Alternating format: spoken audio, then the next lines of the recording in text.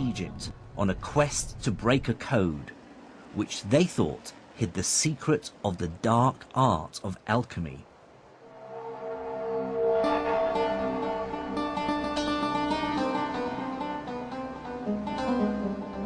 This is Saqqara, a necropolis or graveyard of the ancient pharaohs. Over a 10-acre site, it's a collection of burial chambers and step pyramids that were built in the 3rd millennium before Christ. These are said to be among the oldest stone buildings in the world. Mind the step here? Archaeologist Dr. Okasha Al-Dali is my guide. He was about to reveal the most astonishing story of my journey so far. Oh, look at that. Like most people, I believed that Egyptian hieroglyphs had remained completely undeciphered until the 19th century. Then came the chance discovery of the famous Rosetta Stone. This stone had the same inscription written in both hieroglyphs and Greek. It provided the crucial clues which British and French scholars used to decipher the writings of ancient Egypt. That's the usual story one hears. But Dr. Al-Dali has made a discovery that dramatically alters it. He has recently unearthed a number of rare works by the Islamic scholar Ibn Wahshiyya. What he did was figure out a correspondence between hieroglyphs like these and letters in the Arabic alphabet. If you look here, for example, at Ibn Wahshiyya's manuscript, you see he's giving us the Egyptian hieroglyphic signs that have phonetic value underneath. Yes, and they have the phonetic value in Arabic underneath. So look very carefully at this one. He says "seen" underneath that seat. Yes. Now look at this seat here. That is S. That seat in Egyptian hieroglyphic is used for the sign S, "seen," which is what you see here, "seen." That is the name of the god Osiris. Osiris. Oh, with an S. That's the "seen." This is the letter H. This one here. This is the ha. The water wave Water, right. is the letter N, or noon in Arabic. T and the letter F. These are all letters. These are all letters. But then he realized... But how did he decipher the hieroglyphs? The one good thing about the early Arab scholars was their ability to link ancient Egyptian language, to link it with their own contemporary Coptic. They realized that Coptic is nothing but the later stage of ancient Egyptian language. And they realized this because the translation movement had literally placed hundreds of Coptic texts into their hands. The scholars could now see a direct link between hieroglyphs and Arabic. What fraction of these symbols would have been correctly deciphered? They got about 14 letters. They cracked more than half of the Egyptian hieroglyphic correctly. So that was a remarkable achievement for people in the 9th century, 10th century.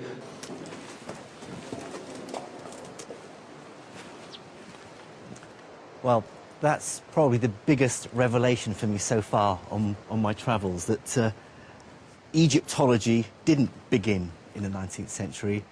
Yet again, it seems that Islamic scholars actually cracked hieroglyphics, and they cracked it for strange reasons. They cracked it because they were interested in astrology and alchemy. Here is another example of this amazing translation movement. They weren't just translating Greek and Indian and Persian texts, they were translating Egyptian hieroglyphics as well. Absolutely incredible. With no qualms about the places or religions from which it came. Most intellectual traditions, including, if I may say so, our own, tend to work very hard to keep everybody else out. Whereas here we have an example of an enterprise which is desperate, curious, to turn itself into a net importer of intellectual product. And that's a very important lesson for the history of the sciences. I was soon to see just how dramatically this fueled scientific innovation. But it's worth remembering that the translation movement wasn't just about science and medicine. As the capital Baghdad sat in the center of a vast, successful empire, It became home to an extraordinary flourishing of all kinds of culture.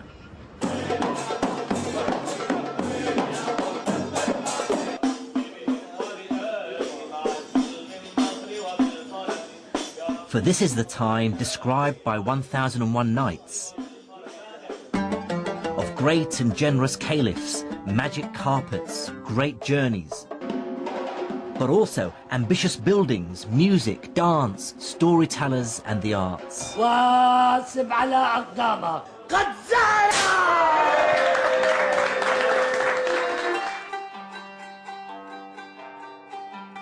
Baghdad was such a cultured and vibrant city that one traveller of the time wrote, "There is none more learned than their scholars, more cogent than their theologians, more poetic than their poets, or more reckless than their rakes."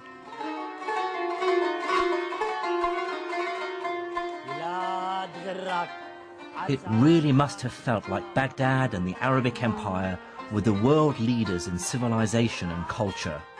To be part of that city's growing intellectual elite must have been as exciting as it gets. It was a new Muslim city. It only started to be built in 756. So it has that sort of sense of almost being on a frontier, of being something new, of being something different. It was full of courtiers, it was full of sort of nouveau riche individuals who were trying to make their way at the Abbasid court. And it is the sort of a place, if you like, where innovation is valued and appreciated. At the heart of the city's intellectual life was a system called the Mejlis. Now, the word Mejlis could probably best be translated as salon or talking house. In 9th century Baghdad, what this meant was that the city's elite, the caliph, his courtiers, generals, and the aristocracy, would hold regular meetings, you might call them seminars or discussions, during which the city's cleverest men, the philosophers, theologians, astronomers, and logicians, would gather to discuss and debate their ideas. It was not the case that people were expected to adhere to a particular line or adopt a particular religion. They were allowed to express their own sentiments and their own views very freely. The point was that they should do so in elegant Arabic and a good logical reasoning. The effect of the Mejlis was to create a heady mix of money and brains, with the best minds in the empire swapping ideas while simultaneously engaged in fierce competition for patronage. It's at this point my investigation into the first wave of Islamic science returns me to the man we first met at the beginning of this story in the back streets of Cairo, the great mathematician who brought the West the decimal system. Out of this intellectual whirlwind came Al-Khwarizmi, mathematician, courtier, and favourite of the Caliph Al-Ma'mun. He was a product of his age, an immigrant from eastern Persia into Baghdad, surrounded by books, well-versed in learning from Greece, Persia, India, and China, and fearless in his thinking. Al-Khwarizmi brought together two very different mathematical traditions and synthesized them into something new. The capacity to have on your desk simultaneously two very different kinds of mathematics presses on models of what counts as calculation, what counts as measurement, and I think accelerates the process of intellectual change. The first of these traditions came from the Greek-speaking world. Greek mathematics dealt mainly with geometry, the science of shapes like triangles, circles, and polygons, and how to calculate area and volume. The other great mathematical tradition Al-Khwarizmi inherited came from India. They'd invented the 10-symbol decimal system, which made calculating much simpler. Thanks to the translation movement, Al-Khwarizmi was in the astonishingly lucky position of having access to both Greek and Indian mathematical traditions. He was able to combine geometrical